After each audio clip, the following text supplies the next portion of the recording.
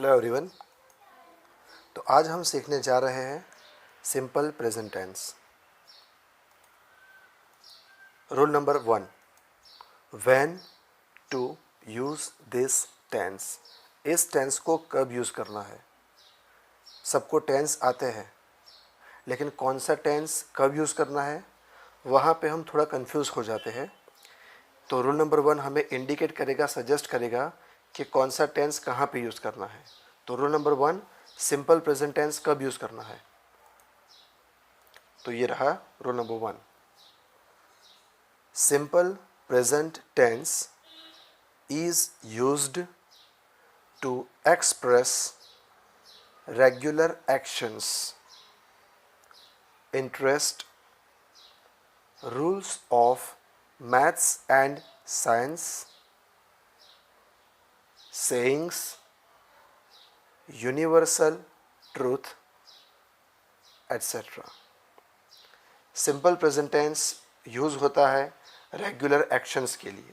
वो एक्शंस जो रेगुलरली होती है, हर रोज़, हर हफ्ते, हर महीने, हर साल। इंटरेस्ट, हमें कुछ पसंद है, हमें कुछ नापसंद है। Rules of maths and science, क्योंकि इसके रूल्स ऐसे होते हैं जो चेंज नहीं होते। 2 and 2 make 4, तो 2 और 2 4 होते हैं, राइट। सेइंग्स, कहावतें, और यूनिवर्सल ट्रूथ, सनातन सत्य, ऐसा सत्य जिसे हम जुटला नहीं सकते। तो इस सिचुएशन में हमें सिंपल प्रेजेंट टेंस यूज़ करना है। एग्जाम्पल्स देखेंगे। Example 1, I get up at 5 o'clock every day. मैं हर रोज़ 5 बजे उठता हूँ। Example 2, Dinesh bhai drinks tea every day. Dinesh bhai हर रोज़ चाय पीते हैं। Example number 3, Nirav likes to play cricket. Nirav को क्रिकेट खेलना पसंद है। And example number 4, the sun rises in the east. सूर्य पूर्व में उगता है। तो ये थे 4 एग्जाम्पल। अगर आप चारों एग्जाम्पल को देखोगे तो हमने जो रूल नंबर 1 लिखा है उसके अकॉर्डिंग ही एग्जाम्पल्स है। अब आएगा रूल नंबर 2। रूल नंबर 2 क्या कहता है? How to form a positive sentence. हमें पॉजिटिव सेंटेंस कैसे बनाना है। पॉजिटिव सेंटेंस मतलब हकार वाक्य। इस रूल को आपको बहुत ध्यान से समझना भी पड़ेगा और याद भी रखना पड़ेगा। रूल ये है, to make a positive sentence of this tense. इस काल के हकार वाक्य को बनाने के लिए ऐड एस और E S to the verb. Verb को आप एस या ई एस ऐड करो, लेकिन कब? If the subject is third person singular. अगर सब्जेक्ट थर्ड पर्सन सिंगुलर है तो। If the subject is not third person singular, अगर सब्जेक्ट थर्ड पर्सन सिंगुलर नहीं है तो the verb will be in its root form. तो जो verb है वो रूट फॉर्म में ही रहेगा। यहाँ पे थोड़ा समझेंगे सब्जेक्ट क्या है। सब्जेक्ट मतलब डूअर। सेंटेंस में जो क्रिया होती है वो क्रिया करने वाला सब्जेक्ट कहलाता है। अगर सब्जेक्ट थर्ड पर्सन सिंगुलर है, मतलब ही, शी या इट है, कोई एक लड़का, कोई एक लड़की या कोई एक एनिमल, अगर सब्जेक्ट थर्ड पर्सन सिंगुलर है तो हमें वर्ब के साथ एस या ई एस ऐड करना है। अगर थर्ड पर्सन सिंगुलर नहीं है तो जो वर्ब जैसा है वैसा ही रहेगा। अब यहाँ पे एक बात हमें नोट करनी है कि चलो सब्जेक्ट थर्ड पर्सन सिंगुलर तो है तो एस या ई एस आएगा, लेकिन एस कब और ई एस कब? तो उसका भी रूल है, add E S to the verb which ends with S SSSHCHOX।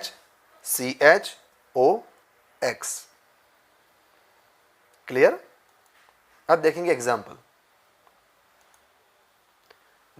निराली लर्न्स म्यूजिक। निराली संगीत सीखती है। Example 2, I make a paper boat. मैं पेपर की बोट बनाता हूं। Example 3, Dhaval reads this book every day. Dhaval हर रोज यह किताब पढ़ता है। Example number 4, they play in the garden in the evening. वे लोग शाम को बाग में खेलते हैं।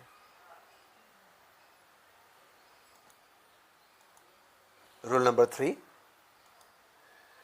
How to form an interrogative sentence. इस टेंस का क्वेश्चन सेंटेंस कैसे बनाना है? हमने हकार वाक्य पॉजिटिव सेंटेंस बनाना सीख लिया। अब हम क्वेश्चन सेंटेंस बनाना सीखेंगे। तो ये रहा उसका रूल।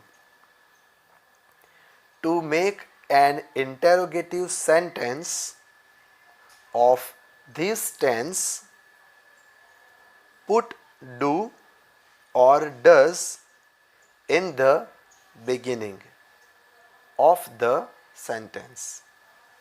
सिंपल सा रूल है। जो भी वाक्य है, वाक्य की शुरुआत में स्टार्टिंग में डू या डज रख दो, क्वेश्चन सेंटेंस बन जाएगा। अब क्वेश्चन ये आता है कि डू कब और डज कब। तो आपको पता है ही शी इट है तो डज, और ही शी इट नहीं है तो डू। अब उसमें भी हमें एक चीज याद रखनी पड़ेगी।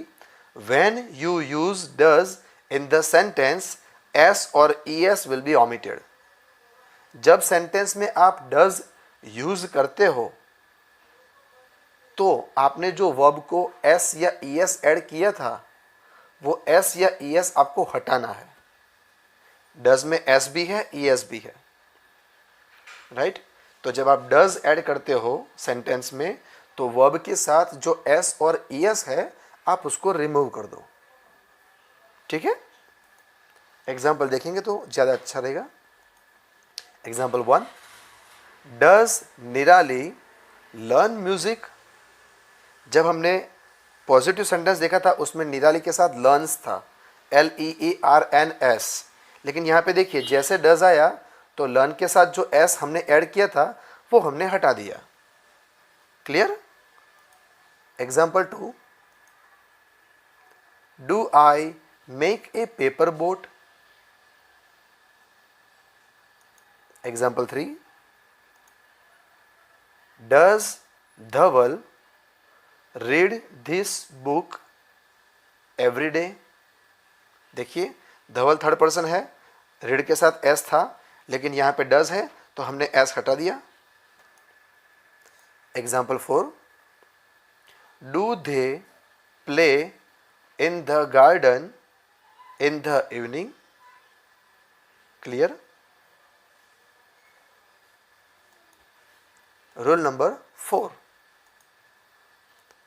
How to form a negative sentence. नकार वाक्य। हमने हकार वाक्य बनाना सीख लिया, क्वेश्चन सेंटेंस प्रश्नार्थ वाक्य भी सीख लिया। अब नेगेटिव सेंटेंस देखेंगे, नकार वाक्य। उसका रूल क्या कहता है? To make a negative sentence of this tense, put do not और does not after the subject. Subject के तुरंत बाद डू नॉट या डज नॉट ऐड कर दीजिए।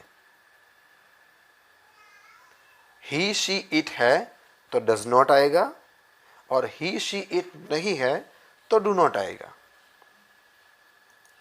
Note, when you use does not. जब आप सेंटेंस में डज नॉट यूज़ करते हो तो एस और E S will be omitted. Same rule, sentence में डज हो या डज नॉट हो, वर्ब को हमने जो एक्स्ट्रा एस या ई एस ऐड किया है हमें उसे हटाना है। क्लियर? एग्जाम्पल देखेंगे। Example 1, Nirali does not learn music. Example 2, I do not make a paper boat. Example 3, Dhaval does not read this book every day. And example 4, they do not play in the garden. That's it. Rule number 5. Rule number 5 क्या है? Words to identify this tense. ऐसे शब्द, जो शब्द देखने से ही पता चलता है कि ये तो सिंपल प्रेजेंट टेंस है।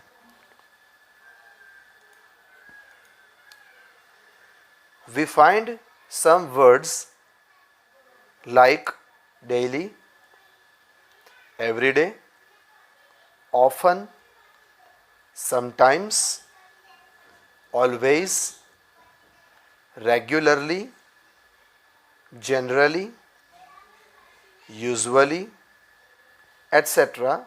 in this tense. इस टेंस में हमें daily, everyday, often, sometimes, always, regularly, generally, usually ऐसे शब्द देखने को मिलते हैं। तो यहाँ पे 5 रूल्स खत्म होते हैं। ये वीडियो ना ही सिर्फ स्टूडेंट्स के लिए but it is for all those people who want to learn spoken English, जिन्हें इंग्लिश बोलना है उनके लिए भी हमने बनाया है। तो इसलिए हमने यहाँ पे सेल्फ प्रैक्टिस के कुछ सेंटेंसेस लिए हैं, जिसमें आपको सेंटेंस दिया है, उसका आप क्वेश्चन बनाओ, उसका येस में आंसर दो, उसका नो में आंसर दो। चलिए, sentence number 1, Ankit reads this book. Ankit यह पुस्तक पढ़ता है। इसका क्वेश्चन कैसे बनाएंगे? Does Ankit read this book. Does क्यों आया? क्वेश्चन सेंटेंस है इसलिए। तो डू क्यों नहीं आया? यहां पर अंकित है। Ankit is third person singular. Third person कौन है? जो बोलता है वो फर्स्ट पर्सन, जो सुनता है वो सेकंड पर्सन, लेकिन जिसके बारे में बात हो रही है वो है थर्ड पर्सन, और सिंगुलर मतलब वो सिर्फ एक ही है। तो अंकित थर्ड पर्सन सिंगुलर है, इसलिए हमने यहाँ पे डज यूज़ किया। डज आया तो देखो रीड्स, उसका एस हट गया, है ना। ये छोटी छोटी बातें हमें ध्यान में रखनी है। Does Ankit read this book? क्या अंकित यह पुस्तक पढ़ता है? चलो इसका यस से आंसर देंगे। Yes, Ankit reads this book. हाँ, अंकित यह पुस्तक पढ़ता है। और negative answer, no, Ankit does not read this book. देखो जैसे डज आया, रीड्स का एस हट गया। नहीं, अंकित यह पुस्तक पढ़ता नहीं है। Example 1 clear? ओके, एग्जाम्पल 2 देखेंगे। Manoj bhai goes to his shop in the morning. Manoj bhai सुबह अपनी दुकान जाते हैं। क्वेश्चन बनाएंगे, does Manoj bhai go to his shop in the morning? देखिए मनोज भाई थर्ड पर्सन है, हमने डज लिया, जैसे डज आया तो गोज में से ई एस हट गया और उसका हो गया गो। पॉजिटिव आंसर, यस, मनोज भाई goes to his shop in the morning? Negative answer. No, Manoj bhai does not go to his shop in the morning. Clear? Okay. अब देखेंगे example number 3. Vikas and Sejal write their homework. Vikas और सेजल उनका homework लिखते हैं.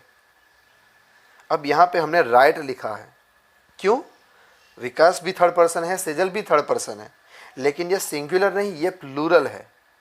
Singular का मतलब सिर्फ एक. अगर सिर्फ विकास होता तो राइट्स आता, या तो फिर सिर्फ सेजल होती तो राइट्स आता. लेकिन यहाँ पे विकास एक और सेजल एक, एक और एक दो, ये तो प्लूरल हो गया. तो इसलिए राइट आएगा, राइट्स नहीं आएगा. Vikas and Sejal write their homework. तो क्वेश्चन में हम क्या करेंगे? क्वेश्चन में आएगा do. Do Vikas and Sejal write their homework? Yes, Vikas and Sejal write their homework. No, Vikas and Sejal do not write their homework. Is it clear, students? चलो, example number 4. Meena Ben buys fresh vegetables. Meena Ben third person है. देखो by के साथ S आ गया. Question में does आएगा. Does Meena ben buy fresh vegetables? जैसे ही डज आया, बाइज का एस हट गया, है ना. Does Meena ben buy fresh vegetables? Positive answer. Yes, Meena Ben buys fresh vegetables. Negative answer. No, Meena Ben does not buy fresh vegetables. Is it clear? Example number 5. They play Kho-Kho on the ground. Question sentence. Do they play Kho-Kho on the ground? Positive answer. Yes, they play Kho-Kho on the ground. Negative answer. No, they do not play Kho-Kho on the ground. तो यहाँ पे हमारे 5 self practice के sentences भी ख़त्म होते हैं. आप इससे ज़्यादा सेंटेंस की भी इसी तरह से प्रैक्टिस कर सकते हो. कोई भी एक सेंटेंस लीजिए, उसका क्वेश्चन बनाइए, यस से आंसर दीजिए, नो से आंसर दीजिए. और अगर आप इंग्लिश सीख रहे हो बोलना, तो यही एक्टिविटी आप अपने किसी दोस्त के साथ, अपने फैमिली मेम्बर्स के साथ भी कर सकते हो. आप उन्हें क्वेश्चन पूछिए, सामने वाला यस से भी आंसर देगा, नो से भी आंसर देगा. फिर वो आपको क्वेश्चन पूछेगा, आप यस से आंसर दो और नो से आंसर दो. तो ये वीडियो दोनों तरह से आपके लिए यूज़फुल है. चलिए ठीक है. आई होप ये वीडियो आपको पसंद आया होगा. All the best. जय हिंद.